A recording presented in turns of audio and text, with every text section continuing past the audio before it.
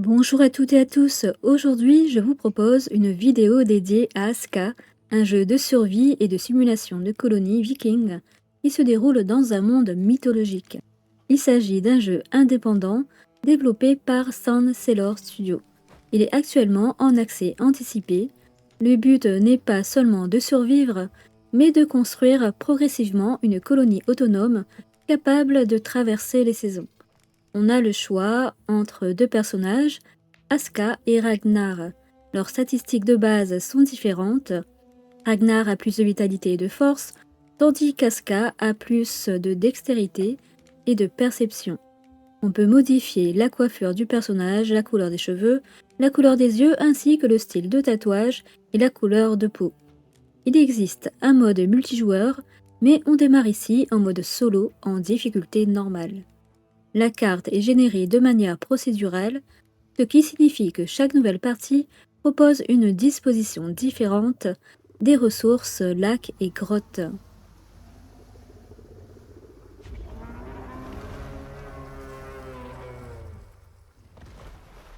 On démarre sur une plage, notre bateau s'est échoué. On ramasse du sang de Jotun. Ce sont des ressources magiques nécessaires à l'invocation des villageois. Sans lui, impossible de développer rapidement notre village. Il faut donc toujours garder un œil sur les gisements bleus. Sur ordre des dieux, on doit construire l'œil d'Odin pour repeupler notre tribu. L'œil d'Odin est le dispositif qui va nous permettre d'invoquer des habitants pour notre village. On pourra les commander, mais pour le moment, on se débrouille seul. En bas à gauche, il y a des jauges, une pour la faim, une pour la soif et une autre pour la température. En haut à droite, on retrouve l'heure et la température, il fait 5 degrés. Il y a un système de météodynamique dans le jeu assez sympathique. On est au printemps et il se termine dans 5 jours. Les saisons sont essentielles, le printemps permet de s'installer, mais il faut préparer nourriture, bois, équipement avant l'arrivée du froid. Ensuite, on a une barre de vie en rouge et une barre d'endurance en blanc. En dessous se trouvent les raccourcis et au-dessus des barres, il y a des effets de statut représentés par des bras. Quand on est bien hydraté, l'endurance se régénère plus rapidement et quand on est bien nourri, on a plus de force. Bien gérer ses bonus facilite énormément la récolte et les combats. Au cours de l'aventure, on va pouvoir débloquer des exploits. Chaque dieu propose des listes d'exploits à accomplir.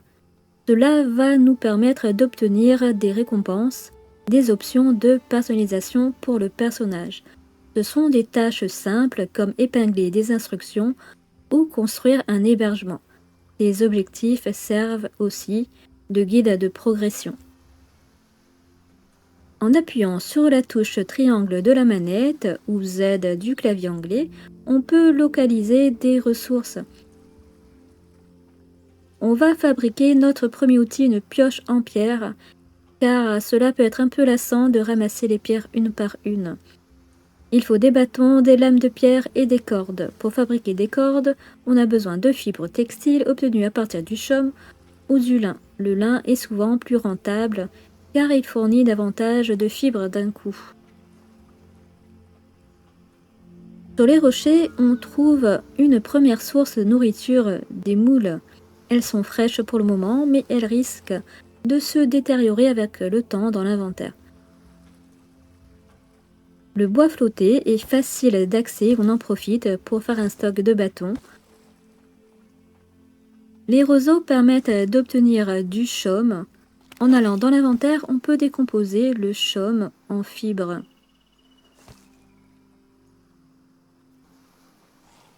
Il y a un autre moyen d'obtenir des fibres, c'est de tuer les feux follets. En enchaînant rapidement des attaques légères, on diminue la barre jaune de l'ennemi, la jauge d'étourdissement. L'ennemi est étourdi quand il y a des petites étoiles sur sa tête. On peut également effectuer des attaques violentes, des attaques lourdes. Le combat terminé, on récupère un peu de fibres. Le feu follet bleu est un feu follet de sagesse qui peut nous donner un indice si jamais on ne sait pas quoi faire.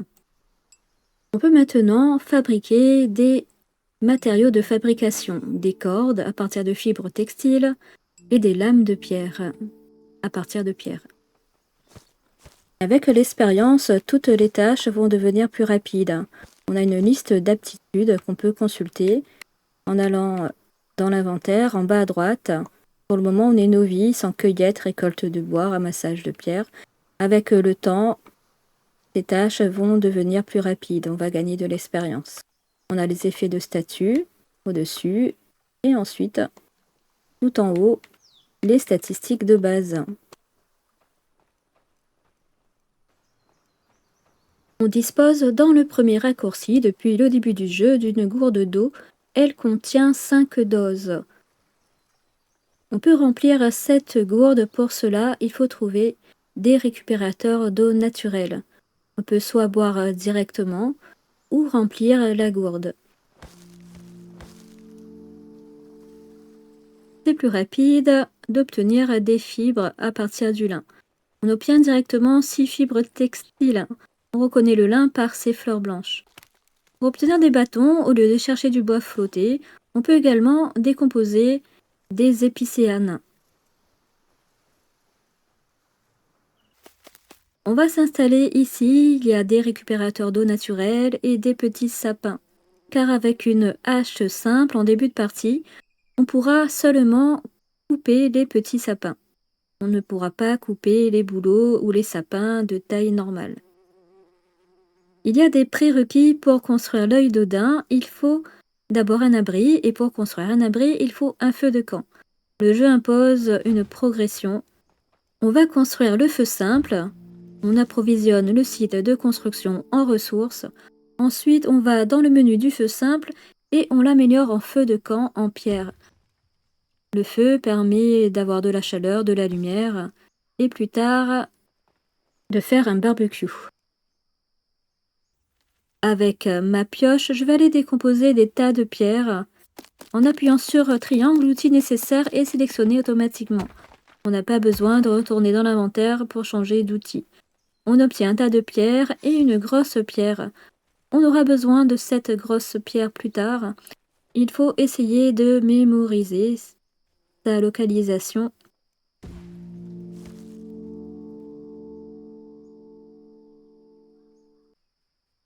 Le feu de camp est terminé. Maintenant, on peut construire un abri. Pour aplatir le terrain, on a maintenant besoin d'une houe. L'aplanissement est obligatoire.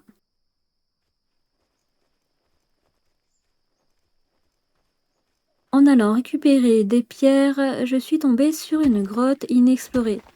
C'est une chance de l'avoir à proximité. Elle est révélée sur la carte. On fabrique une houe afin de pouvoir aplatir le terrain de construction. À tout moment, on peut consulter dans le journal les informations sur les matériaux, notamment leurs sources. Le journal est une aide précieuse. Maintenant, il me faut une hache de pierre pour aller abattre un petit sapin à proximité. Je vais allumer le feu pour voir plus clair. On est obligé de porter les bâtons longs sur l'épaule, un par un. Cela ralentit la logistique, d'où l'intérêt d'être à proximité de ces sapins.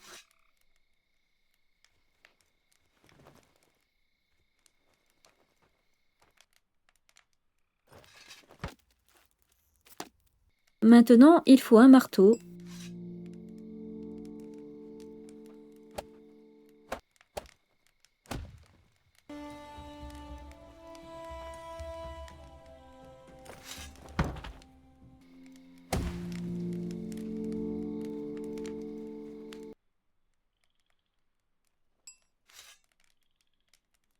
L'hébergement est terminé, maintenant on peut construire l'œil d'Odin. On a besoin de 2 grosses pierres obtenues en piochant les tas de pierres. C'est ici que la vraie dimension gestion colonie commence. On va ouvrir le menu pour invoquer notre premier viking. On place les 5 pierres de sang de Jotun et on appuie sur invocation. On a le choix entre 2 nouveaux arrivants. Ils ont 5 caractéristiques principales. Pour le moment, on peut en voir seulement 2. Le choix du bon villageois influence la productivité. Eric est un artisan et il est infatigable. Runa a la puissance de l'ours. C'est un poids lourd mais une grosse mangeuse. Elle excelle à briser des pierres. Je vais choisir Eric. Il faut maintenant patienter 3 minutes avant l'arrivée du viking. Cette durée va augmenter avec la population. En attendant, je vais lancer la construction d'un autre abri, car Eric aura besoin d'un logement. Je ne le termine pas, Eric va construire lui-même son logement. Chaque villageois a besoin d'un toit sur sa tête, sinon son moral et son efficacité risquent de chuter. Je vais préparer pour la construction 2 bâtons longs. On ne va pas perdre de temps, on va chercher d'autres pierres bleues. Il m'en faut 5 pour appeler un autre villageois.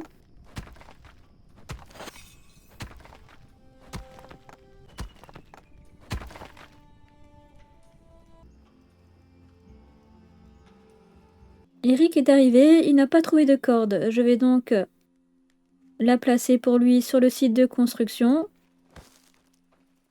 On peut également lui en donner. On peut ouvrir le menu du village pour voir ses problèmes. Sans abri, sans corde. Surveiller les besoins évite les blocages de production.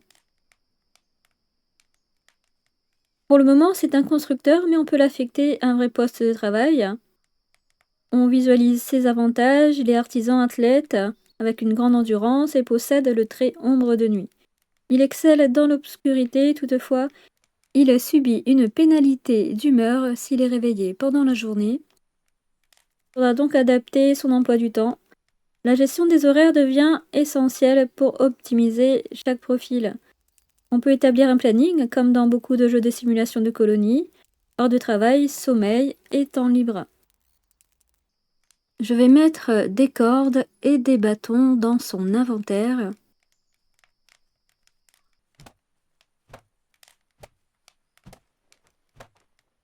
Faire une sieste permet de récupérer de la vie. Je vais attribuer cet abri à Eric.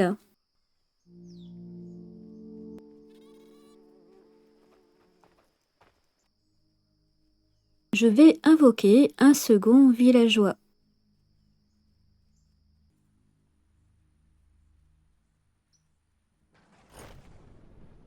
Je vais construire le premier poste de travail, le camp de bûcheron. Je construis un récupérateur d'eau de pluie, car la population augmente. On améliore le feu de camp avec un abri pour pouvoir l'utiliser même sous la pluie. La météo peut perturber les routines. On construit le coin de cueilleur. Le cueilleur va aller récupérer de la nourriture comme des baies, des moules ou des œufs. Automatiser la nourriture et le bois en début de partie est la base d'une bonne colonie. Le camp de bûcheron est terminé. On peut gérer les travailleurs, attribuer les postes et régler les priorités.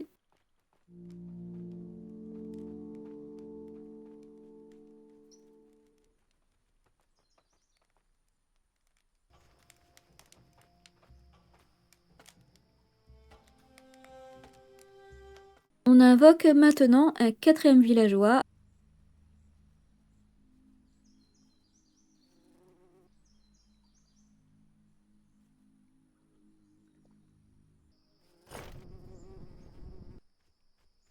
On construit le camp de tailleurs de pierre qui permet aux villageois de récolter des pierres.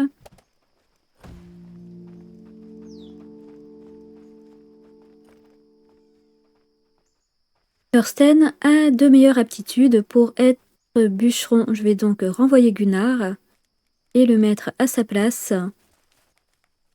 Gunnar sera notre cueilleur.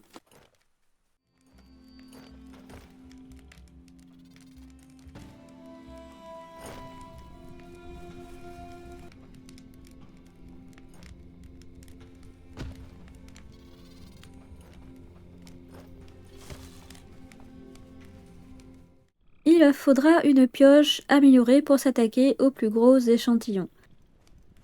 L'amélioration des outils nécessite la construction d'un bâtiment, le coin atelier, qui va nous permettre de fabriquer des outils de niveau 2 et également d'automatiser la production de matériaux de fabrication, d'outils et d'armes. L'objectif n'est plus maintenant de survivre seul, il faut créer une communauté autonome, capable de récolter, construire et produire sans dépendre du joueur. C'est là toute la stratégie d'Aska. Passer progressivement d'un jeu de survie personnel à une véritable gestion de colonie viking. Merci d'avoir visionné la vidéo, laissez-moi un like, abonnez-vous. Dites-moi en commentaire si vous avez déjà joué à ce jeu. Je vous dis à bientôt.